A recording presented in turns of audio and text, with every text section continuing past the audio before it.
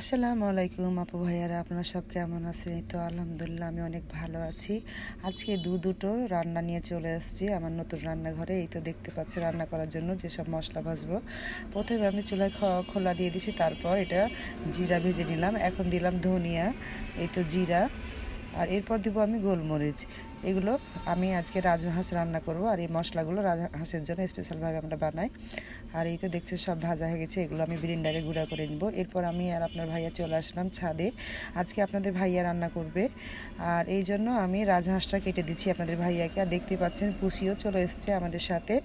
আর রাজহাঁসটা অনেক বড় ছিল এবং খুব চর্বি আর অনেক টেস্টি ছিল। তো আপনার ভাইয়া কিভাবে রান্না করছে শুরু থেকে পুরো ভিডিওটা আমাদের সাথে দেখতে থাকেন। আর ভিডিও দেখতে দেখতে আপনারা একটা লাইক করতে ভুলে যান, তো প্লিজ আমাদের পাশে থাকবেন। আর আপনারা সাপোর্ট না করলে আমরা দাঁড়াতে পারবো না, আর অবশ্যই আপনাদের সাপোর্টের দরকার আমাদের। আর এই তো দেখেন আমি রাজহাঁসের মাংসটা কত সুন্দর করে কেটে নিচ্ছি। আর চামড়াগুলো এত মোটা ছিল রে ভাই, এত চর্বি, অনেক টেস্টি ছিল হাঁসের মাংসটা। আর আপনার ভাইয়া রান্না করেছে অনেক টেস্টি করে, আপনার ভাইয়া রান্না অনেক সুন্দর।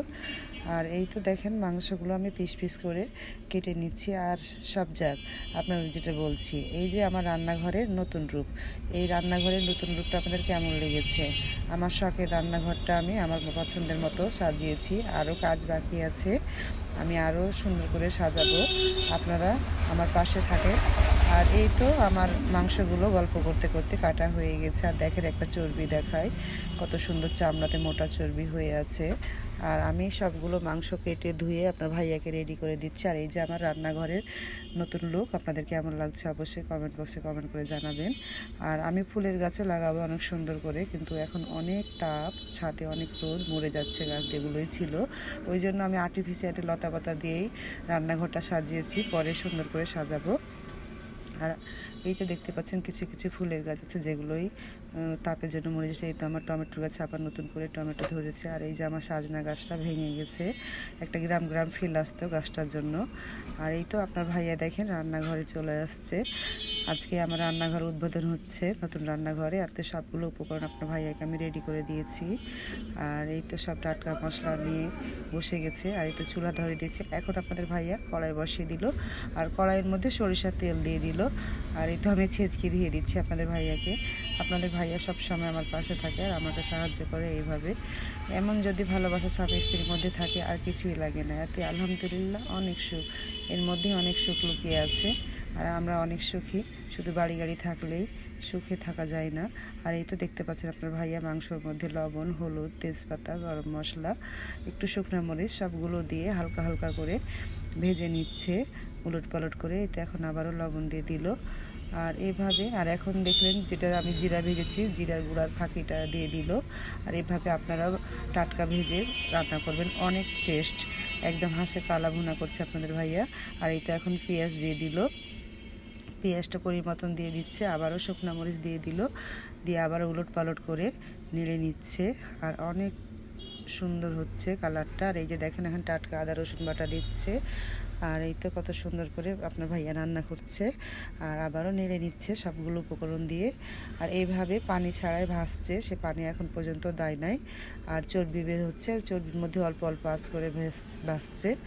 আর এখনও পানি ব্যবহার করেনি, আর পানি দিবেও না, পরে অল্প দিবে।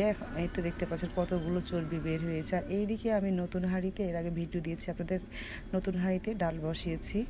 আর এই তো এটা আমি মাসকলাইয়ের ডাল লাউ দিয়ে করব। প্রথমে পানি গরম হলো, তারপর ডালটা দিয়ে দিলাম। আর এই তো দেখেন জিরা ধনে গোলমরিচের ফাঁকি দেওয়ার পর আপনার ভাইয়া ঘি দিয়ে দিল।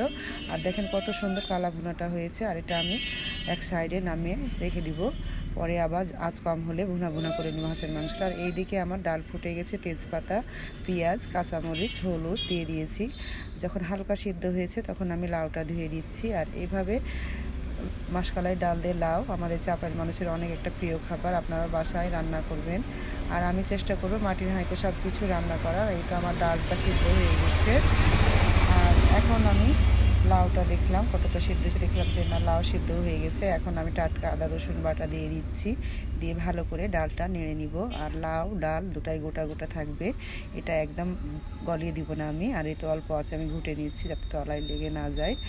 আর এখন আমি দেখাই আপনার রান্নাঘরের বাইরের লুকটা চারপাশে কেমন লাগলো। আর এই তো আমি এখন ডালটা ফোড়ন দিব, যেন শুকনো মরিচ দিয়ে দিলাম তেলের মধ্যে। এখন দিয়ে দিচ্ছি পেঁয়াজ, এই তো রসুন, বেশি করে রসুন পেঁয়াজ দিবেন, দিয়ে ফোড়ন দিয়ে দিবেন।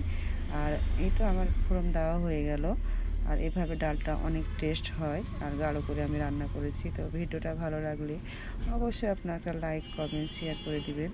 আর আপনাদের পাশে থাকা অনেক টাকা। আল্লাহ হাফেজ।